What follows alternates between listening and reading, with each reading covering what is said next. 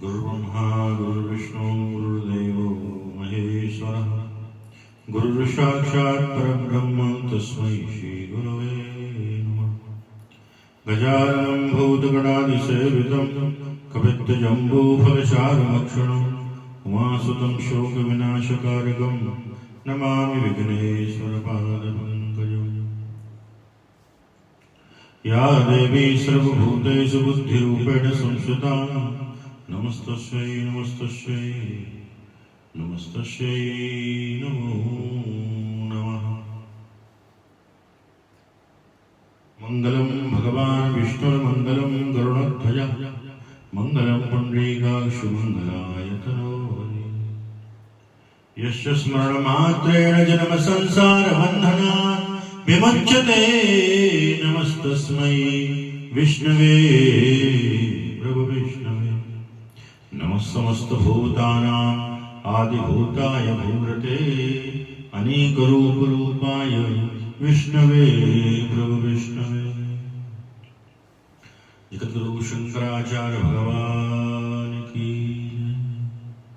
सच्चिदानंद स्वरूपिताम्बिका मैया की, राजराजेश्वरी मैया की, श्री गणेश भगवान की, श्री सूर्य भगवान की जय, लक्ष्मी नारायण भगवान की जय, उमापति महादेव की जय, नित्य क्लिन्ना महानित्या की जय, नर्मदा मैया की जय, सरस्वती माता की जय, जगद्गुरु शंकराचार्य भगवान की।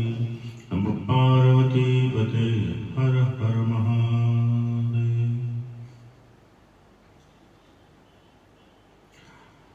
सभी श्रोताओं को, दर्शकों को, जिनके हृदय में भगवान नारायण नारायणी विराजमान है, उन सबको प्रणाम। जिनकी हम चर्चा कर रहे हैं, जिनकी हम चर्चा करने जा रहे हैं, प्रश्न यह है कि मानव देह की उत्पत्ति क्या उद्देश्य है, क्या उद्देश्य लेकर के आए और क्या उद्देश्य है। प्रश्न तो बहुत सरल सा है, सहजता दिखता है, लेकिन ऐसा है नहीं। क्योंकि जिस काम के लिए पहुंचाया था वो काम हम क्या कर रहे हैं। एक प्रश्न उठता है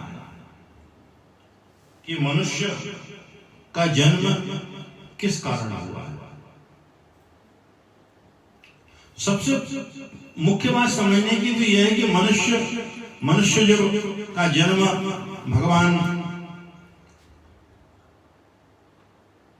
भगवान उसको मनुष्य रूप में जब पहुंचाते हैं 84 लाख योनियों में, दर दर की ठोकरें खाता हुआ, भटकता हुआ मनुष्य की देह में जब आता है, धर्मात्माओं को तो याद सब रहता है कि मैं किस किस शरीर में गया हूं, लेकिन पापात्माओं को तो वह भोग विलासी पशु की तरह जन्मता और मरता रहता है। हमने आपसे प्रश्न किया है कि मानव देह का जन्म क्यों हुआ है और इसके उद्देश्य क्या है। सबसे पहले मैं बता दूं आपको कि भगवान का उद्देश्य क्या है, फिर मानव देह की बात करूंगा। भगवान नारायण परब्रह्म परमात्मा अखंड अकारण करुणा वर्णालय परब्रह्म परमात्मा भगवती राजराजेश्वरी ब्रह्म स्वरूप ब्रह्म जननी नमः, जिनका नाम पुरुषोक्त वर्णन आता है। आपने देखा होगा कि कभी कभी छोटे छोटे बच्चे एक खिलौने में लेते हैं और तोड़ते हैं और फिर जोड़ते हैं। आपने देखा होगा गांव में आज भी बच्चे लोग मिट्टी का घर बनाते हैं और फिर इसके बाद में लात रख करके मस्ती करते हैं, कुचलते हैं। कभी कभी वो जो है चींटों को भी लड़वाते हैं। कभी कभी जो है वो ऐसा खेल खेलते हैं जिसमें आनंद आता है। ऐसे ही परमात्मा ने अपने आनंद के लिए ब्रह्मांड की रचना रची। प्रश्न तो उठता है ये सब क्यों हो रहा है। कौतुक होता है विचार उत्पन्न होता है ये सब क्यों हुआ, कौन कर रहा है इसके पीछे। इसलिए पुरुषोक्त में वर्णन कर दिया है। एतावानस्य महिमा तो जायांस पूरुकः पादोश्च विश्वा भूतानि त्रिपादस्यामृतं दिवि त्रिपादूर्ध्वो दैत्पुरुकः पादोश्च हा भवत् पुनः तथो विद्वन् विक्रामस्साशनानशने। परब्रह्म परमात्मा ईश्वरी शक्ति 100 रुपए में से 25 रुपए केवल खर्च किए। उस 25 रुपए में क्या क्या बनाया मालूम आपको? उसने ब्रह्मांड पूरा बना दिया। इसमें में ब्रह्मा जी भी बन गए, विष्णु भी बन गए, रुद्र भी बन गया, सब कुछ बन गया। 25 पैसे में, 25 रुपए में पूरा विश्व बना दिया। केवल 25 पैसे में 100 रुपए का माल लें या 100 का अंदाज लगा लें, 100 आना का माल लें, तो उसमें हमने केवल उनमें 25 पैसे खर्च किए 100 रुपए में। तो उस 25 पैसे में ब्रह्मा भी बना दिए, विष्णु भी, पृथ्वी, आकाश, समुद्र, जो कुछ दिख रहा है वो सब बना दिए। फिर हमारे अंदर भाव उत्पन्न किया, कैसा? आशक्ति का। मदारी को देखा कि नहीं आपने? बंदर को कहता है जरा बंदर नाच दिखा। कठपुतली का भी देखा हो आपने? एक कठपुतली का जो डांस होता है वो चलाता रहता है, और कठपुतली को नचाने वाला तो कोई और है। ऐसे ही हम कठपुतली ब्रह्म की है, और वो हमको नचा रहा है और हम नच रहे हैं, आनंद ले रहा है वो। हम स्त्री के पीछे भाग रहे हैं, पुत्र के पीछे भाग रहे हैं, धन के पीछे भाग रहे हैं, और जितनी भी अवस्था है आप विचार करिए, क्या भोग कर पा रहे हैं? कितनी नोटों की गड्डी लगा रहे हैं, इसमें क्या भोग कर पा रहे हैं? उस सुख को प्राप्त करने के लिए हम कितना दुख भोग रहे हैं। हमारी तो चाह क्या है? सुख की। आदमी बीमार हो रहा है, मेहनत कर रहा है, सुबह से लेकर रात तक खूब मेहनत कर रहा है, और खुश उस समय होता है, शांति नहीं मिलती उसको। खुशी होता है, सुखी हो सकता है, लेकिन शांति नहीं है। शांति तो है परब्रह्म परमात्मा के अंदर है, जो है अनंत गुना लाभ दे सकती है, वह परब्रह्म का ध्यान। तो भगवान परब्रह्म परमात्मा क्या कर रहे हैं? हमको कठपुतली का नाच नचा रहा है, हम नच रहे हैं। हम एक स्त्री के पीछे हैं, पुत्र के पीछे हैं, धन के पीछे हैं, व्यापार के पीछे हैं। ये सब 20-25 साल ही रहता है, सब इससे ज्यादा नहीं रहता। हम चर्चा कर रहे थे कि हम सुबह से लेकर रात तक लगे रहते, शांति नहीं है। खूब खुश हो जाता आदमी, 10-20 हजार रुपए उसको दिन भर में मिल जाते हैं, लेकिन वो क्रम जब 1-2 साल जब चलता है तो उसको ब्लड प्रेशर, शुगर और बहुत सारी बीमारियां उसको चालू हो जाती है। क्योंकि उसके पीछे उसका कारण क्या है? जरूरत से ज्यादा मेहनत करना, भगवान के मार्ग के पास नहीं जाना, भगवान की प्राप्ति का उसका जो मार्ग है उससे दूर रहना। पहुंचाया क्यों था? भगवत सत्ता की प्राप्ति के लिए, भगवान के आनंद के लिए। कारण उसका यही है।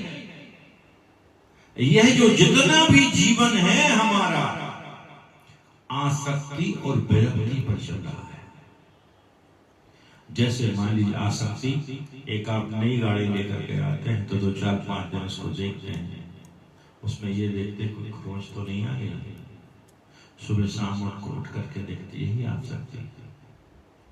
गाड़ी आने पर, बंगला आने पर यदि सबसे विरक्ति हो जाए तो ये मान लीजिए कि आप संत बन गए, साधु बन गए और सन्यासी की श्रेणी में आ गए।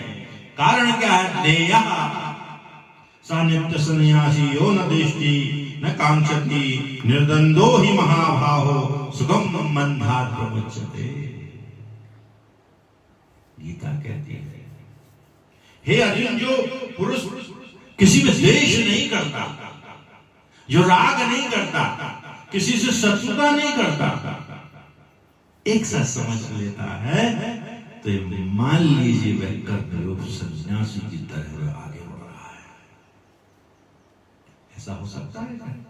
बाजू वाले गाड़ी ले आए तो हम पीछा नहीं करेंगे? प्रसन्नता, कांग्रेचुलेशन, बधाई हो, लेकिन अंदर ही अंदर हमारे अंदर दूसरा भाव पैदा होगा। यदि निर्लिप्तता से आनंद के साथ उसके सुख को हम बांट लेंगे तो मान लीजिए आपकी प्रवृत्ति और प्रकृति साधुओं की तरह हो जाती है। साधु बन जाना, संत बन जाना, अकेले भगवा पहनने से काम नहीं चलता। भगवा के अंदर भी ब्रह्म परमात्मा उस अकारण करुणा वर्णालय को उसी तरह वस्त्र के साथ साथ उस शरीर को भी आप आविष्टित करते चलोगे तो निश्चित रूप से सब न्यास, जब सब प्रकार का त्याग कर दो, यही तो संन्यास है।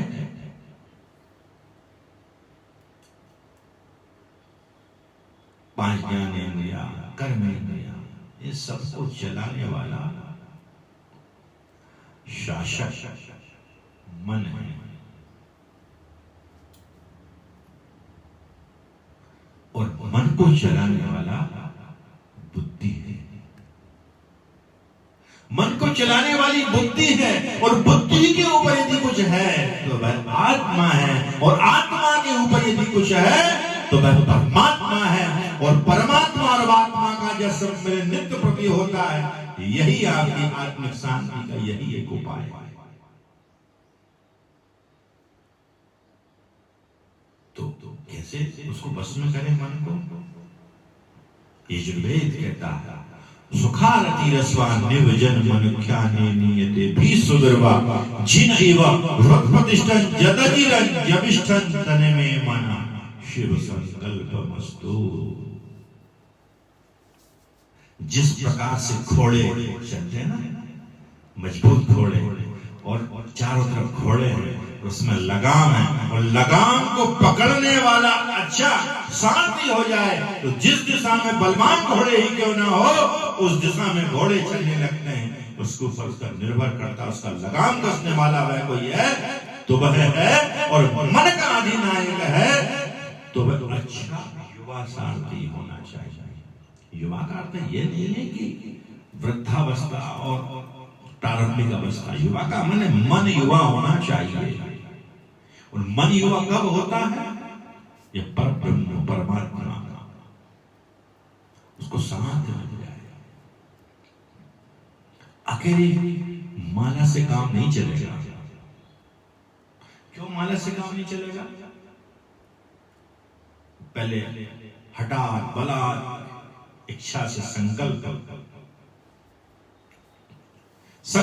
इच्छा शक्ति, दृढ़ शक्ति हमारे अंदर जब पैदा हो जाएगी तब परब्रह्म परमात्मा की हमको प्राप्ति होगी।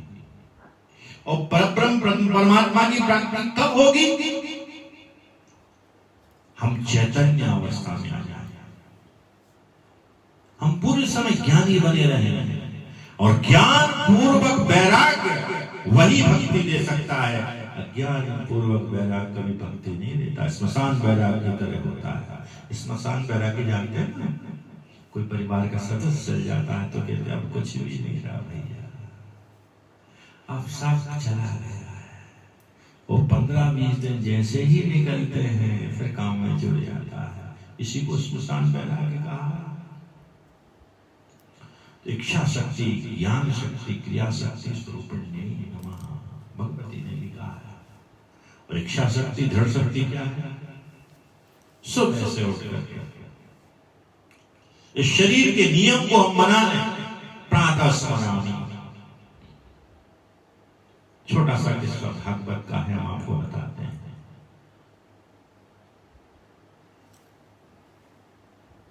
भगवान वेद व्यास नारायण ने भगवान शिव की आराधना की। आराधना करते करते बहुत समय हो गया। भगवान प्रसन्न हुए। व्यास नारायण जी से कहा, क्या चाहते हो व्यास जी? मुझे, मैं आपको पुत्र रूप में चाहता हूं। मैं आपको पुत्र रूप में चाहता हूं। तो व्यास नारायण जी ने कहा, कि भाई मैं तो ये काम करता नहीं, पालन का कार्य साया विष्णु भगवान देखते हैं, उन्हीं के अंश को आप बुलाइए तो सब व्यवस्था करेंगे, वही संसार को चलाने वाले। फिर जब उन्होंने अनसुनी कर दी, फिर तपस्या के बाद फिर भगवान ने कहा, यदि भगवान नारायण मुझसे कह देंगे तो मैं तुम्हारे पुत्र के रूप में आ जाऊंगा। बात समझना चाह रहे, बड़ी गंभीर बात है। भगवान शंकर भी संसार में नहीं आना चाह रहे, और व्यास नारायण उनको भगवान शंकर को संसार में बुलाना चाह रहे हैं। क्यों बुलाना चाह रहे हैं? कि संसार में यदि शंकर जैसा बैरागी पुत्र मुझे मिल गया तो मेरा भी आनंद है, और संसार में रहने वाले जितने लोग हैं उसका सार समाज को मिल जाएगा, और सारा जो है संसार तर जाएगा। साधु सन्यासी लोग अपने लिए नहीं सोचते, समाज के लिए ही सोचते हैं, वैसे ही साधु नहीं बन जाते हैं। उन्होंने जब कहा तो भगवान शंकर ने अनुमति दी। नारायण भगवान कृष्ण आते हैं और कहते हैं कि आपको माया का जरा सा भी प्रभाव नहीं रहेगा। तो वही शंकर जो है सुखदेव के रूप में आते हैं और भागवत कथा का अमृतपान कराते हैं, और अमृतपान कराने मात्र से जो आज भागवत जो कथा चल रही है सुखदेव की तो गाथा है, इसको परमहंस संहिता का, परमहंसों द्वारा कही, परमहंसों द्वारा सुनी, इसलिए इसका नाम परमहंस संहिता है। सुखदेव ऋषि ने, सुखदेव जी ने सिर्फ देवता लोग अमृत लेकर आए और कहने लगे ये अमृत ले लो और ये भागवत की कथा आप ले लो, भागवत की कथा का श्रवण आप हमें करा दो तो हम आपको मानेंगे और हम आपका पूजन वंदन सदैव करेंगे। सुखदेव जी ने कहा, कहां कांच और कहां मणि, कितना अंतर है। अमृत को उन्होंने कांच कह दिया, समझ रहे बात? और देवता और दानव लोग अमृत के लिए लड़ाई करते हैं। याद रखिए, जीवन में हमारे महात्मा विप्र कभी भी श्रेय के लिए, यश के लिए, कीर्ति के लिए कभी उन्होंने काम नहीं किया है। उन्होंने यदि कोई काम किया है तो समाज के हित में किया है, और कहते आए हैं नेकी कर दरिया में डाल, और डालते चले जाए। याद रखना, जीवन में पेड़ लगाते चले जाओ, जब पलट के कुछ वर्षों में देखोगे, कुछ देर में, कुछ वर्षों में वही पेड़ फलदार हो जाएंगे। कर्म का फल जो है मिलता है, कभी भगवान उसके स्तर पर रहते हैं। आपने एक लोटा जल चढ़ा दिया तो भगवान उसे एक लोटा जल को, फल को देने के लिए खड़े रहते हैं, क्योंकि इस लोटा जल इसने मुझे चढ़ाया है। इसलिए जैसे पृथ्वी में आपने आम बोया है तो आम मिलेगा, गेहूं बोए तो गेहूं मिलेंगे। जिस प्रकार से कर्म करेंगे उसका फल हमको मिलेगा। बबूल बोएंगे तो बबूल मिलेगा। इसलिए अच्छे कर्म करने वाला व्यक्ति ही आगे बढ़ता है। हम चर्चा कर रहे हैं कि जो देवता लोग इस भागवत की कथा को मनुष्य बन करके ग्रहण करना चाहते थे, लेकिन वे तो दैवत्व बन गए। हम आपको बताएं, ब्रह्मांड एक तरह की बिल्डिंग है, समझ लीजिए साधारण।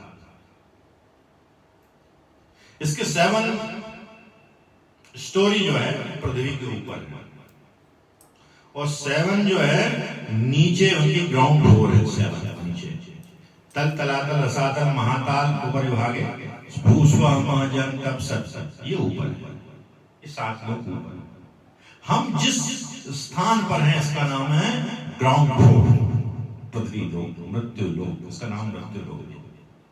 और जो कुछ दिख नहीं रहा ना, इसका नाम है भुवन। इसके ऊपर सेकंड फ्लोर है, इसका नाम है स्वर्ग लोक। यहां देवता रह रहे हैं, फिर महल लोग, फिर जन लोग, फिर तप लोग, फिर सत्य लोग। इस प्रकार से जैसे जैसे व्यक्ति कर्म करता है वैसे वैसे उसको फल मिलता है। देवता लोग जो स्वर्ग में रह रहे हैं ना, वो सोचते हैं कि हमने कर्म जो पुण्य कम किए थे इसलिए हम देवता बने, हमें ईश्वर का सानिध्य नहीं मिल पा रहा, हम मुक्ति के मार्ग में नहीं है। वही देवता जब उनकी आयु पूर्ण हो जाएगी तो पृथ्वी में आ जाएंगे। तो याद रखिए, जीवन में ये बात समझने की है कि मनुष्य ही ऐसा जीवन है, मनुष्य ही है, मानव ही ऐसा है जिससे उसको स्वर्ग लोक मिल सकता है, तप लोक मिल सकता है, मैं लोक मिल सकता है, जल लोक मिल सकता है, तप लोक मिल सकता है, सत्य लोक मिल सकता है, शिवलोक मिल सकता है, गोलोक मिल सकता है, वैकुंठ लोक मिल सकता है। केवल एक मनुष्य मात्र है जो सब लोक को दे सकता है। देवताओं के पास भी ऐसा सामर्थ्य और ऐसा प्रभाव भी उनके पास नहीं, केवल मनुष्यों के पास है। इसलिए सबसे श्रेष्ठ यदि कोई है तो वह कर्म करने के लायक अगर मनुष्य ही है, जिससे हम अधोगति भी प्राप्त कर सकते हैं और ऊर्ध्वगति को प्राप्त करता है। हमको करना तो तय कैसे करेगा? अब हमने बात कह दी तो आज से सब घर द्वार छोड़ के आप चले जाएंगे, ऐसा होगा कि नहीं होगा? थोड़ी देर के लिए लगेगा, थोड़ी देर के लिए इसलिए लगेगा कि जो बात कह रहे हैं ठीक है, सब सब ठीक, ऐसा नहीं। समझने की बात यह है, हम गृहस्थ जीवन में भी रह करके सन्यासी जीवन व्यतीत कर सकते हैं। गृहस्थ धर्म परमो धर्म, गृहस्थ धर्म तो है जहां पर सन्यासी आता है, यति आता है, भिक्षुक आता है, सबकी रोजी रोटी चलाने वाला भी गृहस्थ ही है। इसलिए आप घर में भी रह करके यदि मुक्त होना चाहते हैं तो हठात बलात् पूर्वक समय से लेकर रात तक एक तय कर लें कि मैं भगवान का चिंतन करूंगा, भगवान के प्रति समर्पण भाव करूंगा। चाय पी रहा हूं तो भगवान को स्मरण करूं, पानी पी रहा हूं तो स्मरण करूं, मैं भोजन करने जा रहा हूं तो ठाकुर जी को भोग लगाऊं, मैं सोने जा रहा हूं तो मैं रात्रि सूक्त का पाठ करूं, प्रातः उठूं तो प्रातः स्मरण बोलूं, मध्याह्न को उग्राज दो, नित्य निरंतर मेरा चित्त समर्पण, जाना आना, स्नान करना, ये सब ठाकुर जी को प्रति समर्पण हो, समर्पण हो। यही आपका कर्म मुक्ति सायुज्य सन्निधि को ले जाएगा। छोटी सी बात है, क्या चाय पीते समय स्मरण नहीं कर सकते? भोजन करते समय स्मरण नहीं कर सकते? क्या गाड़ी में बैठ के भोपाल जा रहे हैं तो क्या स्मरण नहीं कर सकते? आज के समय में सबसे यदि कोई बड़ी बीमारी है तो वो है मोबाइल। चार लोग घर में बैठे रहे ना तो चारों ही मोबाइल चला रहे हैं। अरे बात नहीं कर पा रहा व्यक्ति, समझ नहीं पा रहा है व्यक्ति, इसी में लग गया। इसके सदुपयोग है, जैसे आज एफबी पर, फेसबुक के माध्यम से हम आपको ये बातें बता रहे हैं, आप जुड़ रहे हैं, ये इसका लाभ है, कुछ इसकी बुराई नहीं। तो उससे दूर रहने का प्रयास करें। हम जो प्रश्न कर रहे हैं इस प्रश्न के पीछे उद्देश्य यह नहीं है। हमारा उद्देश्य यह है कि हमारे जो बच्चे हैं, आज कोरोना का जो लॉकडाउन में हम लोग रहे हैं, अभी भी एक तरह का लॉकडाउन ही है। जब तक गौ माता के बारे में हम नहीं बताएंगे वो कैसे समझेंगे? अरे आप तो समझ लेंगे, 10-20 साल तक समझ लेंगे। आने वाली पीढ़ी के लिए हम क्या कर पा रहे हैं, क्या करेंगे? लेकिन हमको आगे क्या प्लान करना है? सबको उसको संस्कृति, संस्कार, शिक्षा इतना कूट के भर देना है कि आने वाली पीढ़ी भी संस्कृति, संस्कृत मान, और कोई हमारे घर में कोई अतिथि आए तो लगेगा कि ये ब्रह्मनिष्ठ धर्मनिष्ठ परिवार का घर है, ये परिवार है, यहाँ देवी देवता रहते हैं, वो आपको प्रणाम करेंगे। इसी का ये प्रयास है। संस्कृतज्ञ का अर्थ क्या है? समाज को समझना, समाज में देना, देते रहना चाहिए। समाज में लेने की आदत छोड़ दें, देते रहना। जो जिस जगह हो, जहां डॉक्टर हो तो अपने पेशेंट के लिए कुछ दे, वकील हो तो न्याय की गुहार लगाए, धर्म के हों तो शांति का उपाय करें, शिक्षक हों तो व्यापार ना हो। जो जिस जिस जगह रहेगा वहां भी धर्म भक्ति कर सकता है। तो जिस जगह धर्म करते करते जहां रह रहकर धर्म करेगा उसका फल उसको मिलेगा। बात समझने की यह है कि हमने चर्चा की वो कैसे आगे बढ़ेगा, उसके लिए उसको अच्छे मार्गदर्शक, अच्छे गुरु की उसको आवश्यकता पड़ेगी। क्योंकि भगवान कृष्ण के भी गुरु थे, सांदीपनी के पास गए, उन्होंने अपनी विद्या को ग्रहण किया। भगवान श्री मर्यादा पुरुषोत्तम भी विद्या अर्जन करने के लिए गए।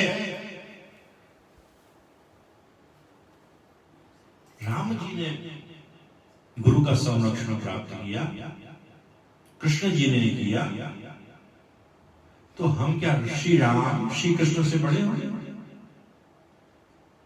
आज भी हमारे जगतगुरु शंकराचार्य पीठाधीश्वर 98 वर्ष होने के बाद भी कल उन्होंने पर्यावरण के अवसर पर अनेकों पेड़ लगवाए। व्यवस्था कैसी बनाई जाती है, अवस्था मायने रखती, मन युवा, मन युवा, जिसका मन युवा होगा आगे बढ़ेगा। हमारे यहाँ 3 आश्रम बनाए गए। वानप्रस्थ आश्रम में जाने के बाद जब व्यक्ति घर लौटता है तो बलि के अनुभव को ला करके जब पुनः समाज में आता है, उसका नाम सन्यासी है। तो सन्यास लेकर के समाज में अपने अनुभव को बांटता है। पूरा समाज जो है सुसंस्कृतज्ञ बन जाता है, उसका परिवार भी लाभान्वित होता है। इसलिए खास तौर से जितनी भी स्थितियां हैं उसको समझने के लिए रामचरितमानस ने भी चर्चा की है। रामचरितमानस में समझने वाली बात यह है, जैसे प्रारंभ में हम चर्चा करें तो सबसे पहले उन्होंने कहा कि बन्नो गुरु पद पदम परागा सुरुचि सुबास सरस अनुरागा अमीय मोरि मंचूर निशालु समन सकल भव रुज परिवार जो सुमृत सिद्धि हो ये गणनायक करिवर वदन। सबसे पहले उन्होंने गुरु की, गणेश जी की, भगवान शंकर की, पार्वती की बार बार उन्होंने मैंने किया है। इसके बाद रामचरितमानस हमारे जीवन में उतारा गया है। ठीक श्री रामचरितमानस की तरह हम कोई भी काम करने जाएं सबसे पहले गुरु का मार्ग को समझें। जिसके जीवन में गुरु रहता है उसके पास गुरूर नहीं आता, अहंकार नहीं आता। क्योंकि हम कहते तो जरूर है कि गुरुर् ब्रह्मा गुरुर्विष्णु गुरुर्देवो महेश्वरः गुरुर् साक्षात् परब्रह्म तस्मै श्री गुरुवे नमः। और गीता कहती है भोक्तानां यज्ञ तपसां सर्वलोक महेश्वरं सुदां सर्वभूतानां ज्ञात्वा शान्तिं रक्षते। मेरा भक्त भगवान कृष्ण कहते हैं, यदि अपने आप को भक्त धीरे धीरे सबको त्याग करके बन जाता है, गीता का कर्म संन्यास योग में उसका वर्णन आता है। सब कुछ भोगते हुए वह अपने आप को समर्पण कर देता है। जब हमारे अपने आप को वह समर्पण कर देता है उसके जीवन में शांति आ जाती है। और वह शांति कब आती है? जब अपने आप को समर्पित कर दे।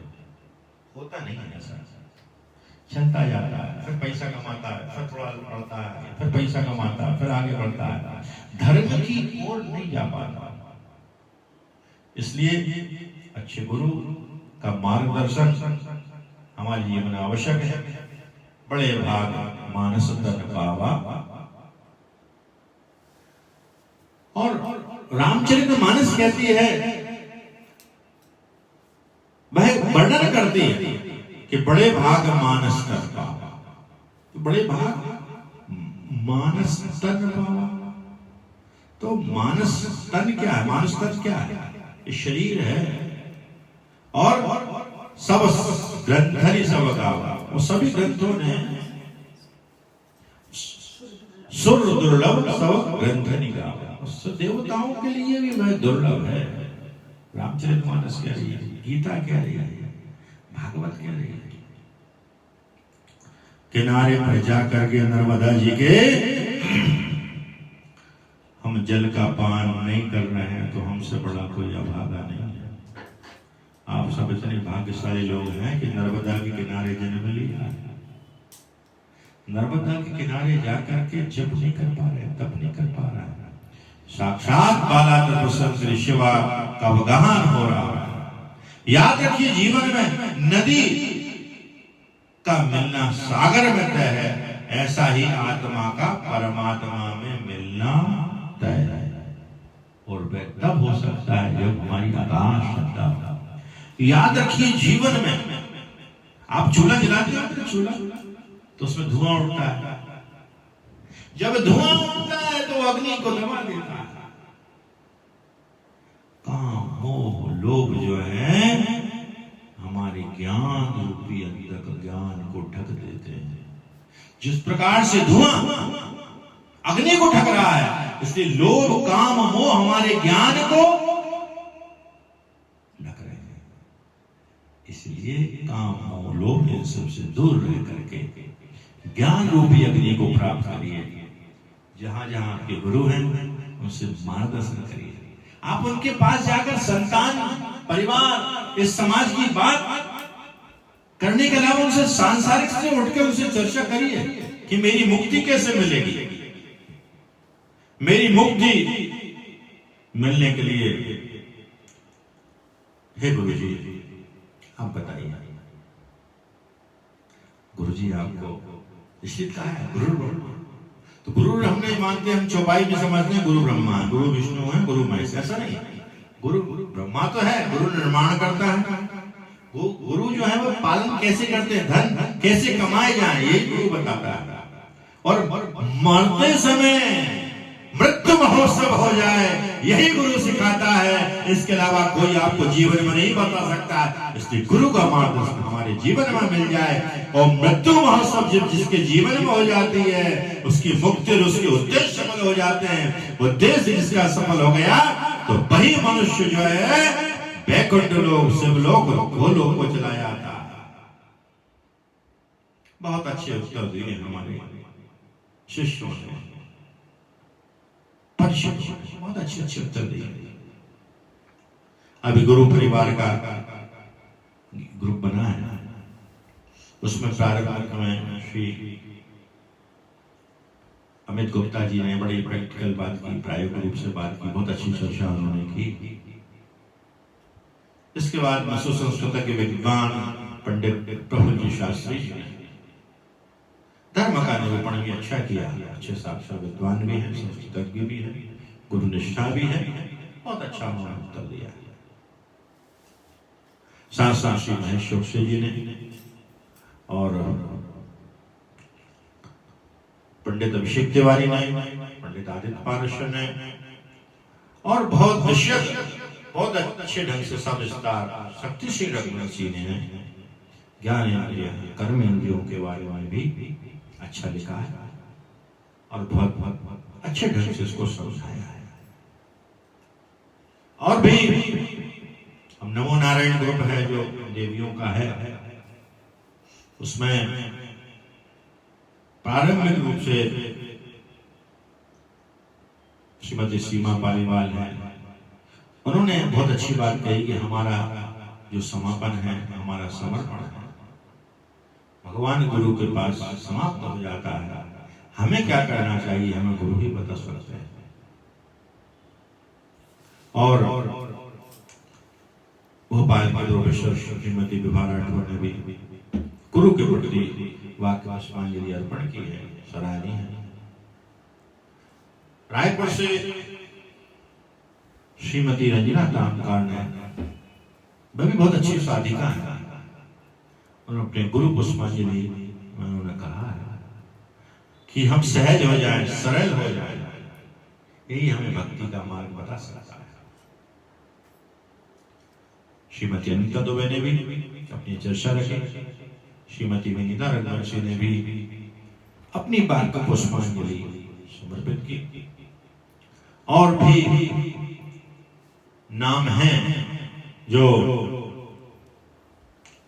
हमारे जीवन में उतारने लायक जो चर्चा ने की है, कईयों ने प्रणाम किया है इसमें। और हो सकता मैं नाम लेना भूल जाऊं, कारण क्या मुझे इतनी ही याद है, इसलिए मैंने इन्हें बता दिया। और वस्तुतः समझने की बात यह है कि आप इन प्रश्नों से मेहनत कर रहे हैं, जुड़ रहे हैं, उत्तर दे रहे हैं, आप उत्तर देते जाइए। कम से कम समय तो हमारा उस बीच में धर्म के प्रति लग रहा है, उस बीच में धर्म के प्रति लग रहा है। बच्चों से भी ये उद्देश्य जानेंगे, समझेंगे बच्चे भी उद्देश्य। इसलिए प्रश्नों को इस सरलता से आप उत्तर दीजिए, संकोच मत करिए। कारण क्या है कि संकोच आप करेंगे तो फिर हम प्रश्न करना, ऐसा लगता है कि ऐसा तो नहीं हम कि प्रश्न कर रहे हैं आप लोगों से। हमारा उद्देश्य यही है कि वास्तविकता से हम आपको अवगत कराएं, धर्म के प्रति जुड़ाव होगा तो हमारा सत्य सनातन धर्म क्या है धीरे धीरे हमको मालूम होगा। इसलिए धीरे धीरे इसका मंथन करें, चिंतन करें, ये विचार लाए हम क्यों आए, हम दिन भर में हमने क्या किया है, किसके लिए किया है। रात में चिंतन करिए, आप सोते समय करिए, सोते सोते भगवान का स्मरण करके सोइए, जागते जागते भगवान का स्मरण करते उठिए। हम बड़े डर करके उठ रहे हैं, भयावह उठ रहे हैं, चिंता से उठ रहे हैं। भगवान का नाम लेने वाला व्यक्ति डर के नहीं उठे, बहुत आराम से विश्राम करे। हमारा तंत्रोक्त रात्रि सूक्तम यूट्यूब पर है, सब उसको सोते समय आप अपने कर्ण प्रिय बना करके उसका श्रवण करें। सोते समय बहुत अच्छी नींद आएगी। जिनको नींद की समस्या है, उनकी घर में डर है, चिंता है, इसको सुन करके आप सोइए तो निद्रा अच्छी आएगी, शांति भी आएगी, भगवान कृपा मिलेगी। आपने धैर्यता पूर्वक मुझे सुना, इसके लिए साधुवाद। हमसे, हमारे परिवार से, हमारे जितने शिष्यगण हैं और परिचित जन हैं, उन सब के लिए मंगल हो। उन्होंने बहुत अच्छे अच्छे उत्तर दिए, क्योंकि उत्तर देना एक बड़ी बात, उत्तर देना बड़ी बात इसलिए कि आदमी संकोच को हटा रहा है। संकोच जब जीवन में नहीं रहता है तो भगवत सत्ता प्राप्ति इसलिए हो जाती है कि भगवान के लिए बोल तो रहा है। समाज में तो बड़ी बड़ी बातें लोग करते हैं, लेकिन भगवान के लिए नहीं कर पाते हैं। इसलिए भगवान की चर्चा करें, जिससे हमारे बच्चे भी भगवत भक्त हो जाएंगे, हम सब अच्छे हो जाएंगे। इसलिए बहुत बहुत धन्यवाद। आज प्रदोष काल है तो हम आधा घंटा, पौन घंटे, 1 घंटे बाद भगवान का अभिषेक करेंगे। हो सका तो देखते हैं, सभी समय रहा तो उसके भी आपको दर्शन कराएंगे। बहुत बहुत धन्यवाद। गुरु शंकराचार्य भगवान की, सच्चिदानंद मैया, नमः पार्वती पते, हर हर महादेव।